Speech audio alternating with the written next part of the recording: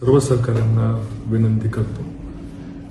गेले काही दिवस माझ्यावर वेगवेगळ्या माध्यमातून आरोपांची राळ उठवली जाते.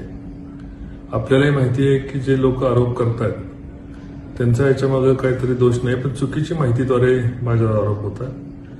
पण माझी आपल्याला कडकडून विनंती आहे की ज्या पद्धतीने मी काही ऑडिओ ऐकले, मग ते राष्ट्रवादीचे नेते महबूब शेख यांना असतील किंवा आता अंधारेताईंच्याबद्दल एकेरी पद्धतीने वाक्यरचना असेल, कृपया माझी विनंती आहे की आपण त्यांना संवैधानिक भाषेमधून आपण त्यांच्याशी लढूया.